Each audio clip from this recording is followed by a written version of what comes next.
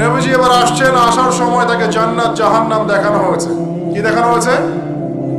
জান্নাত এবং জাহান্নাম। নবীজি বলছেন আমি জান্নাতকে দেখলাম, জান্নাতকে দেখলাম, জান্নাতকে ঘিরে রাখা হয়েছে কষ্ট ক্লেশ এগুলো দিয়ে। মানে জান্নাতটা ঘেরা আছে কষ্ট দিয়ে, মানে জান্নাতে যেতে হলে কষ্ট করতে হবে। ঠিক আছে, ফজরের নামাজ উঠতে কষ্ট হয় না? সুদ ছেড়ে দেবো, এটা কষ্ট লাগতেছে না? কষ্ট হবে। আল্লাহর পথে চলতে হলে কিন্তু কষ্ট হবে, মানুষ ভালো মন্দ বলবে, অনেক সমস্যা। জান্নাতকে ঘেরা হয়েছে কষ্ট দিয়ে, আর জাহান্নামকে ঘেরা হয়েছে প্রবৃত্তির দাসত্ব দিয়ে। মন যাচাই তাই করেন না। এবার নবীজি বলছেন জাহান্নামে আমি উঁকি মেরে দেখেছি, জাহান্নামে দেখেছি বেশিরভাগ অধিবাসী, জাহান্নামের বেশিরভাগ মানুষ হচ্ছে উম্মতে মুহাম্মাদের নারী জাতি।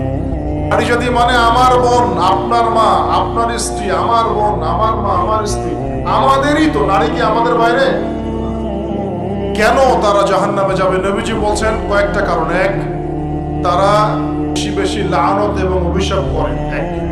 দুই, তারা এমন কিছু কাপড় পরে শেষ জামানায় বাইরে ঘুরবে যে কাপড়গুলো পরেও তারা নগ্ন থাকবে, অর্থাৎ বেপরদামির কারণে। তিন, তারা বুক পিঠ চাপড়ায়, প্রলাপ বিলাপ করে, এটা একটা কারণ।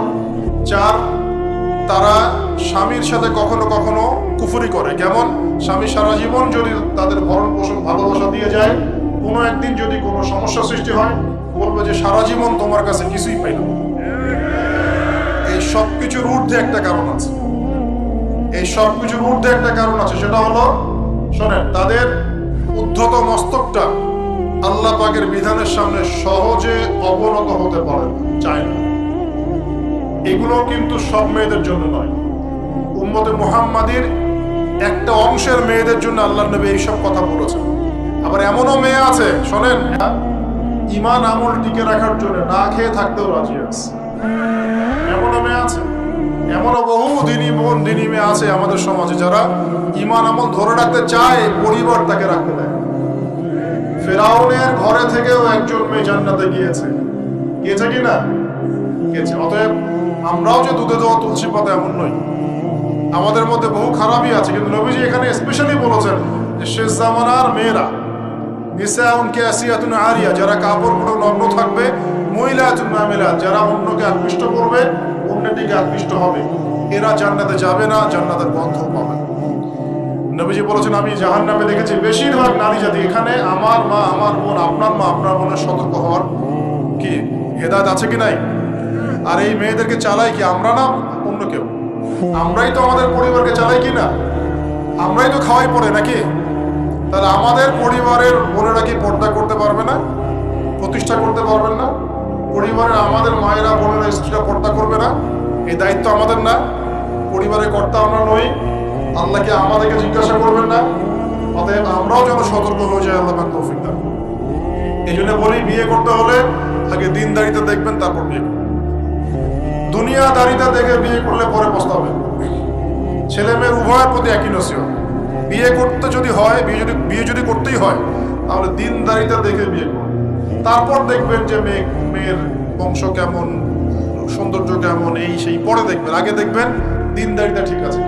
ছেলের ক্ষেত্রে একই বিধান, আগে দেখতে চান না কত বড় চাকরি করে, কত প্রপার্টিজ আছে, কত বড় বাড়ি, এগুলো পরে দেখবেন। আগে দেখবেন ছেলে নামাজ পড়ে কিনা, ছেলের মধ্যে সুন্নত আছে কিনা, এইগুলো আগে দেখবেন।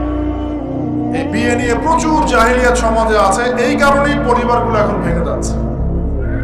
আল্লাহ পাক আমাদেরকে সুন্নাহ মেনে চলার তৌফিক দান করুন।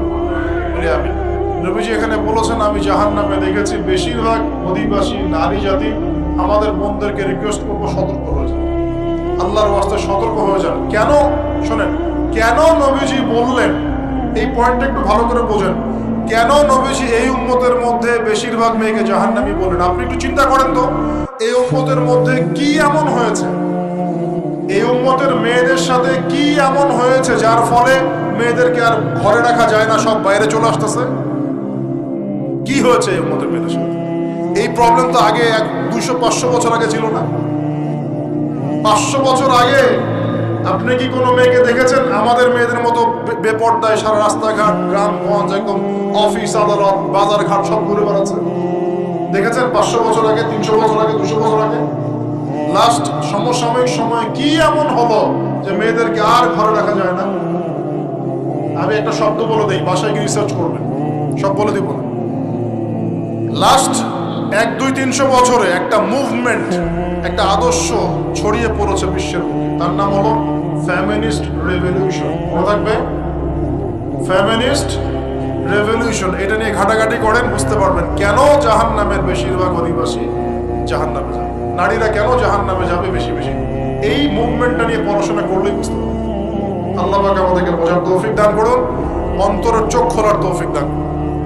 নবীজি আরো বলছেন, আমি জাহান্নামে গেলাম, জাহান্নাম আমাকে দেখানো হলো, এবং সেখানে আমি একজন ফেরেশতাকে দেখলাম। কি দেখলাম? এই ফেরেশতা আমাকে দেখে হাসে নাই। সবাই মনোযোগ দেন, মেরাজের রাতের সবাই নবী সাল্লাল্লাহু আলাইহি ওয়াসাল্লামের সাথে হাসি মুখে সাক্ষাৎ করেছেন এই ফেরেশতা বাদ দিয়ে। নবীজি বললেন জিবরাইল আলাইহিস সালামকে, সে এত গম্ভীর কেন, তার চেহারা হাসি নাই কেন? জিবরাইল আলাইহিস সালাম বলছেন, যখন থেকে আল্লাহ পাক তাকে জাহান্নামের দায়িত্ব দিয়েছেন, যেদিন থেকে আল্লাহ পাক এই ফেরেশতাকে জাহান্নামের দায়িত্ব দিয়েছেন, ওই দিন থেকে তার চেহারার হাসি চলে গেছে। আর কিছু বলতে হবে? কেন হাসি চলে গেল? খুশিতে? জাহান্নামে আল্লাহ পাকের আযাব এবং এই আযাবের দায়িত্ব পালন করতে গিয়ে তার চেহারা থেকে হাসি চলে গেছে।